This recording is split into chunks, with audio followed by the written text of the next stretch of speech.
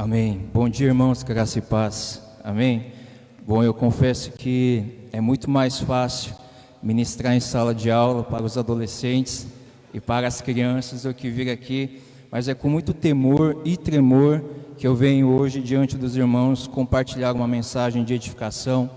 Mas antes de compartilhar essa mensagem, eu gostaria de trazer uma breve reflexão sobre a responsabilidade de pregar o Evangelho, seja aqui de forma coletiva, ou seja lá fora de forma individual. Uma das coisas que eu mais admiro no ministério terreno de Jesus é que Jesus pregou e ensinou multidões, mesmo sabendo que milhares daquelas pessoas que o ouviam não guardariam suas palavras. E por diversas vezes Jesus fez de um barco o seu púlpito, da praia o templo e das multidões os seus ouvintes, mesmo sabendo que nem mesmo 1% daquelas milhares de pessoas reteriam o seu ensino e continuariam o seguindo.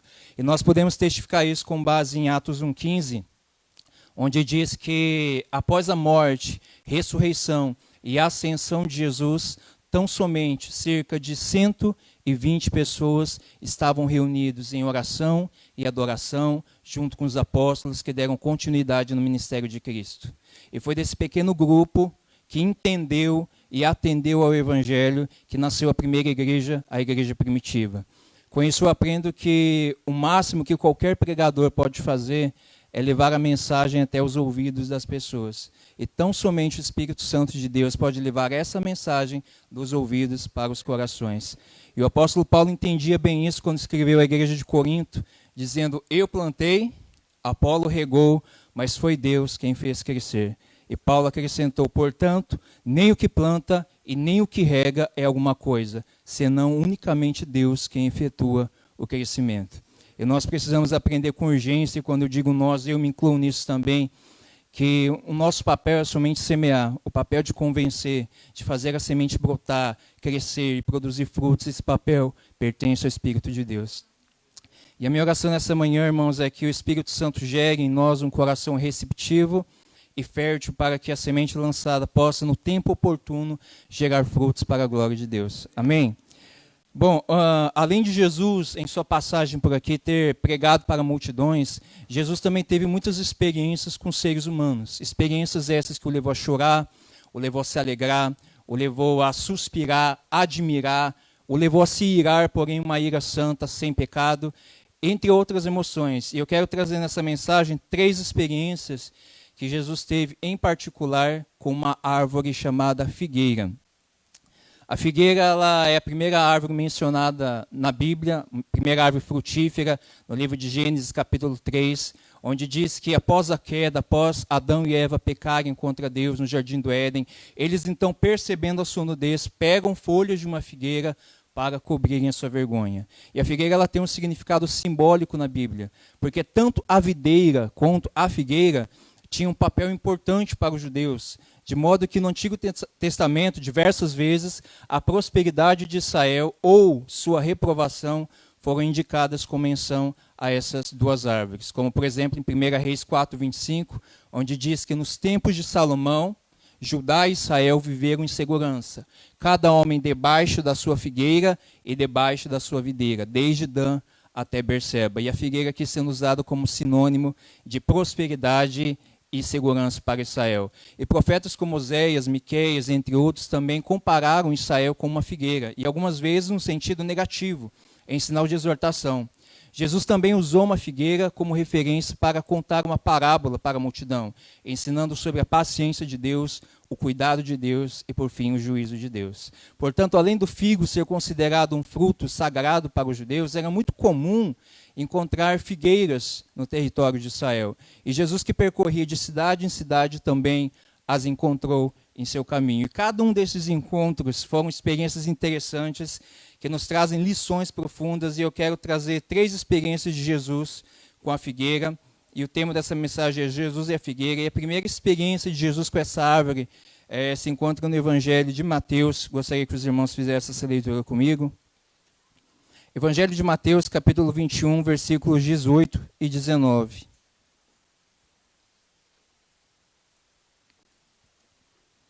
Mateus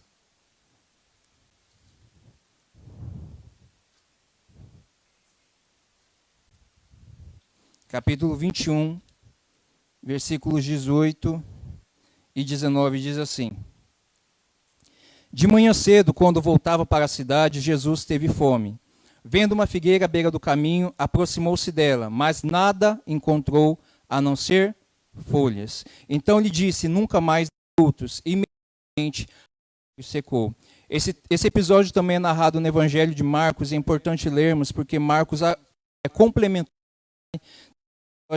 Se encontra em Marcos capítulo 11, versículo 12 ao 14. Marcos capítulo 11, versículos 12 ao 14. Diz assim: No dia seguinte, quando estavam saindo de Betânia, Jesus teve fome. Vendo à distância uma figueira com folhas, foi ver se encontraria nela algum fruto. Aproximando-se dela, nada encontrou, a não ser folhas, porque não era tempo de figos. Muitos, quando leem esse texto, consideram a atitude de Jesus muito radical em ter amaldiçoado aquela figueira. E esse foi o único milagre que Jesus realizou que é considerado um milagre negativo, porque todos os outros milagres que Jesus realizou foram milagres positivos, milagres que trouxeram alegria, júbilo para todos aqueles que contemplaram ou experimentaram. Como, por exemplo, Jesus ter transformado água em vinho em um casamento, trazendo alegria para os convidados. Jesus também multiplicou pães e peixes, saciando a fome de milhares de pessoas. Jesus curou cegos, Jesus curou paralíticos, Jesus curou leprosos, Jesus ressuscitou mortos. E todos esses milagres foram milagres positivos, mas ver Jesus secando uma árvore não é de trazer alegria. Talvez se alguns daqui estivessem presentes nesse episódio, teriam sentido pena daquela árvore. Mas todos nós sabemos que as árvores elas não têm responsabilidade moral, ou seja, elas não têm a capacidade de pensar ou decidir. Logo então, obviamente, Jesus não está lançando uma sentença de juízo contra aquela figueira por ela ter pecado contra Deus. A interpretação mais óbvia é que Jesus queria com essa ação transmitir um ensino maior para Israel, para os seus discípulos e também para nós que temos hoje acesso a essa palavra. Amém? Se nós observarmos com cuidado, irmãos, no contexto dessa passagem, esse episódio ele é situado exatamente após a entrada triunfal de Jesus em Jerusalém, acompanhado da expulsão vigorosa que Jesus fez dos mercadores no templo, que haviam transformado a casa de oração em covil de ladrões. Então, dentro dessa configuração de eventos, Jesus sai de Jerusalém no final da tarde e vai para uma aldeia próxima chamada Betânia para dormir à noite com seus discípulos. E ao amanhecer, logo bem cedo, Jesus sai de Betânia para voltar para Jerusalém. E nesse pequeno trajeto, Jesus avista de longe uma figueira e aproxima-se dela na expectativa de comer de seus frutos. Mas para sua decepção, ele não encontra nenhum fruto, senão somente folhas. E Marcos complementou um detalhe dizendo que não era tempo de figos. O que parece tornar ainda mais intrigante a atitude de Jesus. Porque se Jesus, sendo Deus, conhecedor de toda a natureza, sabia que não era tempo de figos, não seria injusto da sua parte lançar uma sentença de juízo contra uma figueira que não continha fruto, sendo que não era estação adequada para isso? Para quem não é judeu ou não tem familiaridade com as figueiras, diria que sim. Mas Jesus se aproximou daquela figueira por uma única razão. Porque aquela figueira havia dito para Jesus que ela continha frutos. E como ela havia dito isso? Através das suas folhas. Tanto Marcos quanto Mateus registram que aquela figueira não tinha frutos senão somente folhas. E as figueiras elas têm uma característica interessante, diferente da maioria das outras árvores frutíferas. Na maioria das árvores frutíferas, em seu ciclo, elas produzem primeiro as folhas, depois vêm as flores e por último vêm os frutos. Nas figueiras esse processo ele é invertido. Primeiro vêm os frutos, depois vêm as folhas. Em alguns casos, as folhas nascem junto com os figos, ou seja, quando você avista uma figueira com folhas, é porque é um sinal evidente de que ela contém frutos. O que está acontecendo aqui, irmãos, nesse episódio, é que aquela figueira aparentava ser o que não era. Ela aparentava ser uma figueira frutífera, quando na verdade era estéril. Era uma propaganda enganosa. E é importante nós lembrarmos que, como as figueiras eram árvores comuns no território de Israel, haviam outras figueiras na região. E se não era tempo de figos, como estavam as outras figueiras? Nuas, peladas, desprovidas de folhas, no seu processo de hibernação, diferente dessa que estava cheia de folhas, demonstrando e aparentando ser uma figueira de figos temporãos. Figos temporãos são figos que nascem fora de época. Existem frutas que nascem fora de época, mas não era o caso dessa. Era uma mera aparência. Era uma falsa aparência de frutos. E se tem uma coisa que Jesus combateu com muita intensidade no seu ministério, foi a falsidade. Foi a hipocrisia de uma classe religiosa chamada os fariseus, que ostentavam uma santidade e uma justiça que eles não possuíam. Eles ostentavam frutos que eles não tinham. E por diversas vezes Jesus os chamou de hipócritas. No capítulo 23 do Evangelho de Mateus, Jesus dedicou um capítulo inteiro, com 39 versículos, exortando esse grupo, proferindo uma lista de vários ais. Ai de vocês, fariseus hipócritas, que coam um mosquito, mas engolem um camelo. Ai de vocês, fariseus hipócritas, que limpam o exterior do copo e do prato, mas no interior está cheio de cobiça e ganância. Limpem primeiro o interior, para que o exterior também fique limpo. Ai de vocês, fariseus hipócritas, que por fora parecem bonitos, mas por dentro são como sepulcros caiados, cheios de ossos e toda espécie de imundície. Aos olhos do povo vocês parecem justos, mas por dentro está cheio de injustiça e hipocrisia. E muito próximo desse encontro de Jesus com a figueira, aconteceu um outro episódio, onde Jesus entrou no templo para expulsar ali os mercadores e os cambistas que haviam transformado o templo, a casa de oração, em comércio. E Jesus, em sinal de purificação, expulsa todos os que vendiam e compravam ali. E quando nós olhamos para esse episódio, nossa tendência é focar no erro dos mercadores, dos cambistas, afinal, foi um erro que eles estavam fazendo. Mas o maior erro não foi deles, o maior erro foi dos líderes religiosos. Porque ninguém poderia fazer nada no templo, nem mesmo no pátio do templo, sem autorização deles. É por essa razão que nós não vemos nenhum fariseu, nenhum escriba, nenhum saduceu expulsando os mercadores, porque eles tinham autorização, eles tinham consentimento deles para tal realização. E esse templo, que foi uma das maiores obras realizadas pelo homem em termos de arquitetura, um templo todo revestido de ouro, que resplandecia à luz do sol, coberto de pedras preciosas.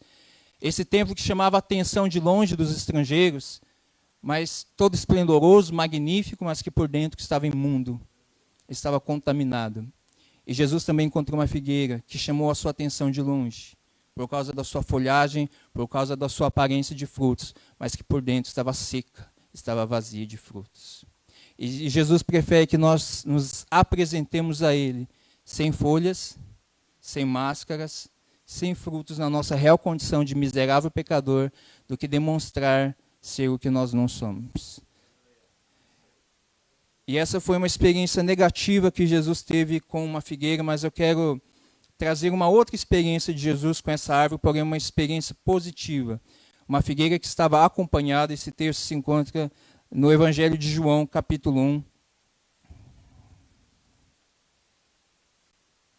Evangelho de João,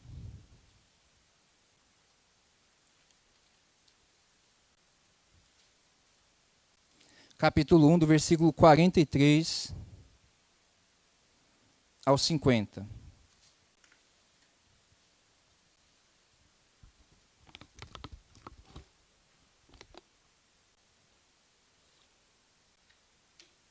Amém? Evangelho de João, capítulo 1, versículo 43 ao 50, diz assim: No dia seguinte, Jesus decidiu partir para a Galileia. Quando encontrou Filipe, disse-lhe: Siga-me.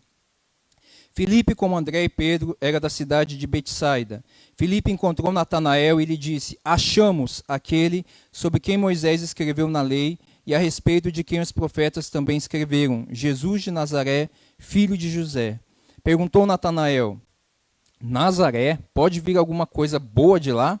Disse Filipe: Venha e veja. Ao ver Natanael se aproximando, disse Jesus: Aí está um verdadeiro israelita em quem não há falsidade. Perguntou Natanael: De onde me conheces? Jesus respondeu: Eu o vi quando você ainda estava debaixo da figueira, antes de Filipe o chamar.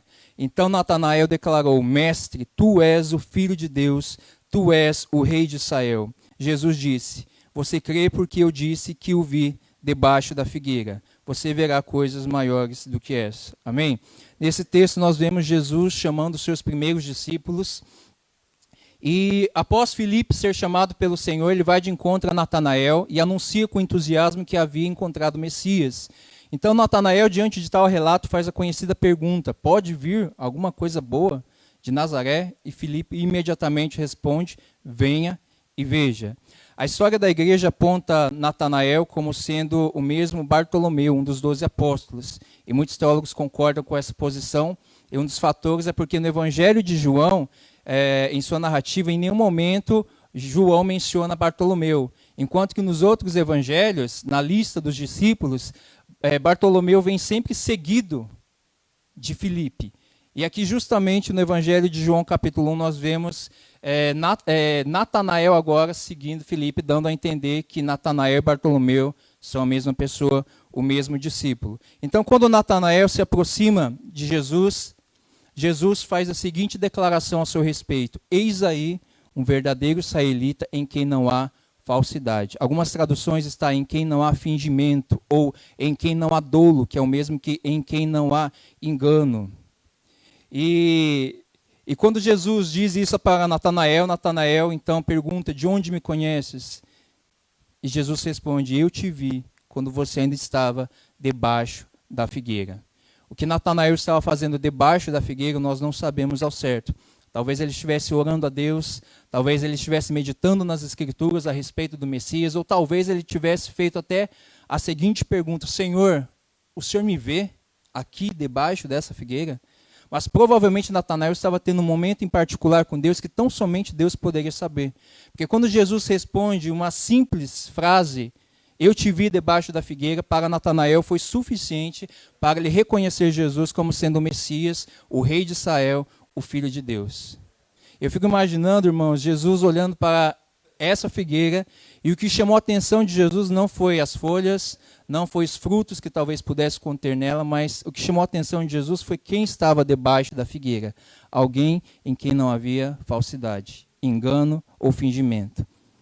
E quando Jesus disse que em Natanael não havia falsidade, Jesus não estava dizendo que ele era perfeito, ou que nele não havia pecado. Nós sabemos que houve somente um homem perfeito e sem pecado nessa terra, e este foi Cristo. Romanos 3 diz que todos pecaram e destituídos estão da glória de Deus. Romanos 3 também diz que não há um justo, nenhum sequer. Quando Jesus disse que em Natanael não havia falsidade, Jesus estava se referindo ao seu caráter sincero, seu caráter honesto, sem engano, alguém que não aparentava ser quem não era. E o curioso é que Jesus não fez essa afirmação dos outros discípulos. Por que será? Será que nos outros discípulos havia um caráter duvidoso? Será que nos outros discípulos havia um pouco de falsidade, de hipocrisia que precisava ser despojada? Eu creio que sim, e eu digo isso com base em um comportamento de Pedro, que foi discipulado pessoalmente pelo Senhor Jesus, mas que mesmo após a sua morte, ressurreição e ascensão, Pedro teve um comportamento que o apóstolo Paulo chamou de hipócrita. Eu quero ler esse texto com os irmãos, se encontra em Gálatas, capítulo 2. Gálatas, capítulo 2, versículo 11 ao 14.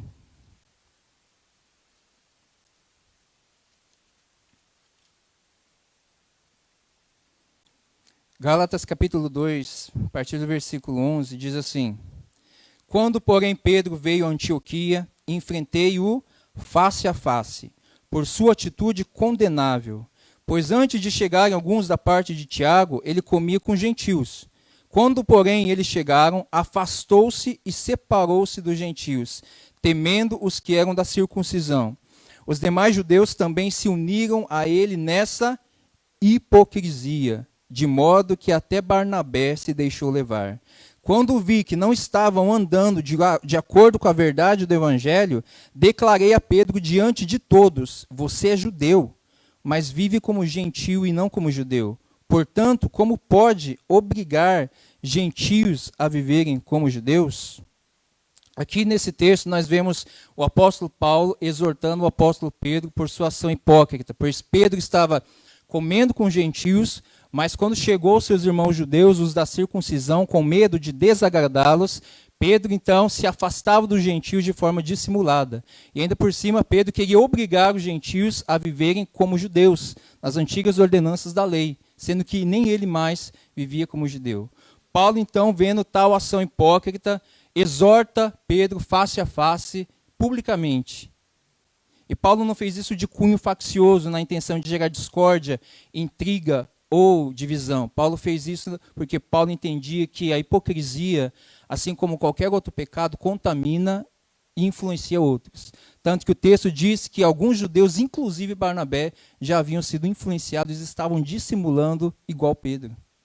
E qual foi a reação de Pedro diante de uma correção pública?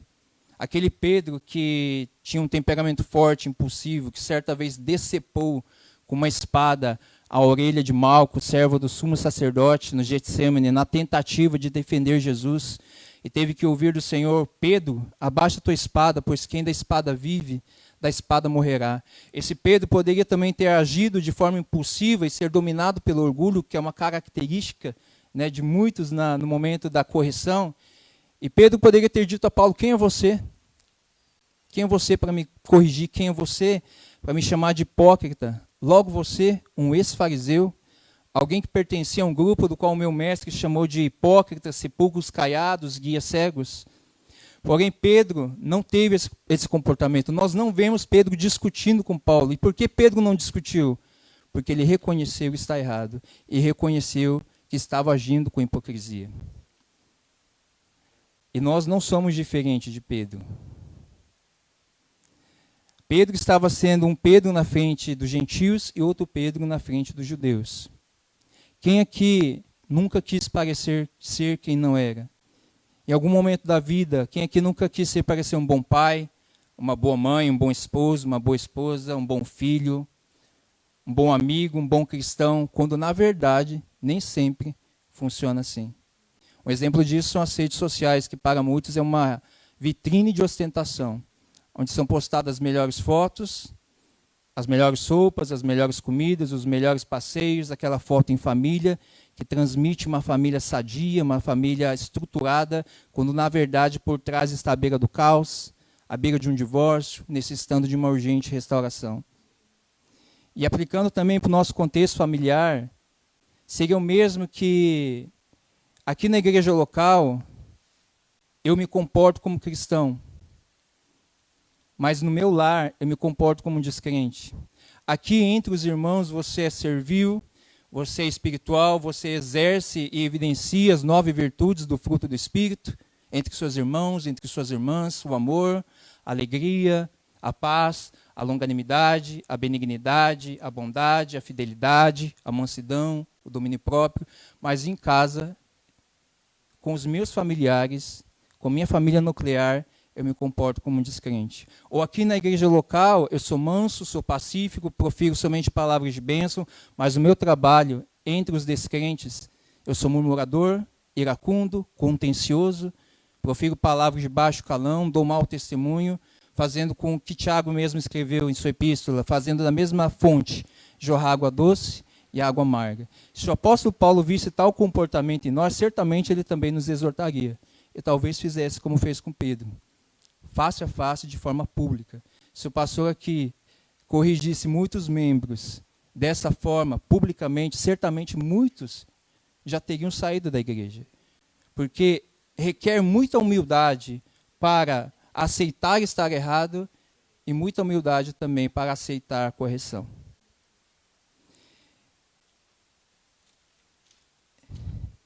E essa correção na vida de Pedro, ela produziu frutos. E eu quero falar desse fruto no final dessa mensagem, mas antes de falar desse fruto, eu quero falar da terceira experiência de Jesus com outra figueira. Figueira essa que também estava acompanhada por alguém, mas não com alguém embaixo da figueira, mas em cima da figueira. Esse texto se encontra no Evangelho de Lucas, capítulo 19, do versículo 1 ao 10.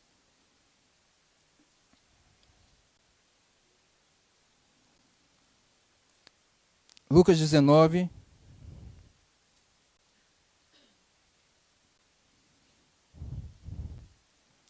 do versículo 1 ao 10, diz assim: Jesus entrou em Jericó e atravessava a cidade. Havia ali um homem rico chamado Zaqueu, chefe dos publicanos. Ele queria ver quem era Jesus, mas sendo de pequena estatura, não conseguia por causa da multidão. Assim correu adiante e subiu numa figueira brava para vê-lo, pois Jesus ia passar por ali. Quando Jesus chegou àquele lugar, olhou para cima e lhe disse: Zaqueu, desça depressa, quero ficar em sua casa hoje. Então ele desceu rapidamente e o recebeu com alegria. Todo o povo viu isso e começou a se queixar. Ele hospedou na sua casa um pecador. Mas Zaqueu levantou-se e disse ao Senhor: Olha, Senhor, estou dando metade dos meus bens aos pobres, e se de alguém extorquir alguma coisa, devolverei 4 vezes mais. Jesus lhe disse: Hoje houve salvação nessa casa, porque este homem também é filho de Abraão, pois o Filho do Homem veio buscar e salvar o que estava perdido. Amém? Existem mais de 700 espécies de figueiras, e a figueira brava ou sicômoro é uma delas. E algumas características dessa figueira é que ela pode ultrapassar os 10 metros de altura, possui um tronco largo e também tem uns galhos baixos. E não foi à toa que Zaqueu, sendo de baixa estatura, conseguiu subir nessa figueira para ver Jesus passar. E diferente de Natanael, que tinha um caráter honesto, sem engano, Zaqueu era ou desonesto ou enganador, considerado um traidor pelos judeus, chefe dos publicanos, dos cobradores de impostos, que arrecadavam impostos indiretos para o governo de Roma. Mas Zaqueu ficou sabendo que Jesus havia entrado em Jericó e queria conhecer Jesus a qualquer custo, mas devido à sua baixa estatura ou por causa da multidão, isso o impossibilitava.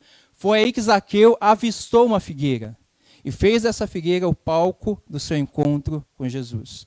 Talvez para muitos aqui o palco do seu encontro com Cristo foi uma igreja local. Para Zaqueu foi uma figueira.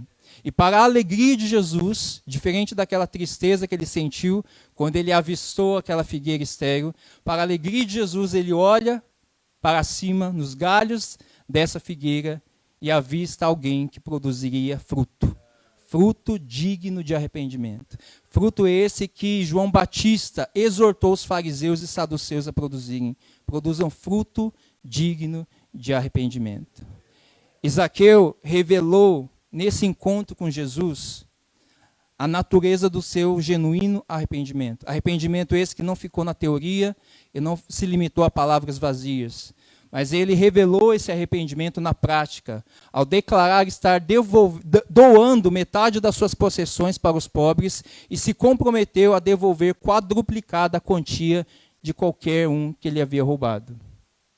E nessa decisão de Zaqueu, ele também revela que ele estava abandonando o seu antigo estilo de vida, marcado pela hipocrisia e pelo engano. E não é somente publicanos e fariseus que são chamados a abandonar a hipocrisia, o engano e a maldade. O pecado de Zaqueu não era menor do que o pecado dos fariseus. Tanto que Jesus chegou a usar os publicanos como referência de pecadores. Se vocês amarem quem vos amam, que recompensa terão? Até os publicanos fazem isso. E algumas vezes Jesus usou o termo injustiça e maldade para se referir aos fariseus. Ou seja, não é somente publicanos e fariseus que são chamados a abandonar a prática do pecado, a hipocrisia, o engano, a maldade. A igreja de Cristo também é chamada a esse abandono. Eu quero encerrar essa mensagem com um apelo, não meu, mas de alguém que foi chamado de hipócrita. Alguém que foi exortado publicamente. E eu quero ler as palavras de Pedro em sua carta. Em 1 Pedro 2:1. Pedro irá dizer assim: portanto, 1 Pedro 2, versículo 1. Portanto, livrem-se de toda maldade e de todo engano, de toda hipocrisia, inveja e toda espécie de maledicência. Vou ler mais uma vez. Portanto, livrem-se de toda maldade e de todo engano, hipocrisia, inveja e toda espécie de maledicência. Será que Pedro aprendeu com aquela correção de Paulo? Certamente que sim, porque essa carta foi escrita anos depois da carta de Paulo aos Gálatas. E nós vemos aqui agora aquele que foi exortado, chamado de hipócrita, exortando os eleitos. Não um grupo de fariseus, não um grupo de publicanos, mas os eleitos, aquele que no mesmo capítulo 2, nos versículos seguintes, ele irá chamar de geração eleita, sacerdócio real, nação santa, povo exclusivo de Deus. Mas antes de dizer tudo isso, ele diz: deixem, abandonem a hipocrisia, a maldade, o engano. E se Pedro estava dizendo para abandonar, é porque isso era presente no meio deles. Porque se não fosse, Pedro teria dito o contrário: não deixem que a hipocrisia, a maldade e o engano entre no meio de vocês. Eu quero, irmãos, com essa mensagem, levar-nos a entender o que o salmista entendeu quando escreveu o Salmo 139. Para onde, Senhor, fugirei do teu espírito? Para onde me esconderei da tua face? Se subir aos céus, tu aí estás. Se fizer a minha cama na sepultura, ali também tu estás. Pois as trevas e a luz para ti são a mesma coisa. E o salmista conclui o salmo dizendo: Senhor, tu me sondas e me conheces. Vê se há em mim algum caminho mau, alguma conduta errada, e me guie pelo caminho eterno. Em outras palavras, eu diria: para onde fugiremos dos olhos do Senhor? O Senhor nos vê embaixo da figueira. O Senhor nos vê em cima da figueira. O Senhor nos vê por trás das folhas. Senhor, vê se há em mim alguma hipocrisia, algum engano, algum pecado oculto, e me guia por um caminho de sinceridade de coração, caminho esse que Natanael encontrou, um caminho frutífero, porque o Senhor nos vê em todo lugar. O Senhor nos vê exatamente aqui, reunidos como igreja local. O Senhor nos vê no nosso lar, na forma que tratamos o nosso cônjuge, os nossos filhos, os nossos pais. O Senhor nos vê no nosso trabalho, como nós nos comportamos entre os descrentes. O Senhor nos vê entre quatro paredes. O Senhor nos vê quando nós estamos diante de um celular, aquilo que os nossos olhos têm consumido, porque nada foge dos seus olhos. E se tem uma coisa pior do que enganar os outros, como Zaqueu fazia, é enganar a si mesmo. E a Bíblia diz que isso é possível. É possível acreditar estar agradando a Deus não estando. É possível acreditar ter frutos não tendo. É possível acreditar estar salvo estando perdido. Gostaria que os irmãos se colocassem de pé. Haverá um dia chamado dia do juízo. Juízo esse que aquela figueira recebeu dos lábios de Jesus. Mas pela misericórdia de Deus, Ele nos concede a oportunidade hoje que Ele concedeu a Zaqueu, de abandonar seu antigo estilo de viver para uma nova vida com Cristo. Porque nada adianta, irmãos, nos escondermos atrás das folhas. Foi exatamente isso que Adão e Eva fizeram. Pegaram folhas de uma figueira para cobrirem a sua vergonha. Mas as folhas não podem cobrir a nossa vergonha nem o nosso pecado.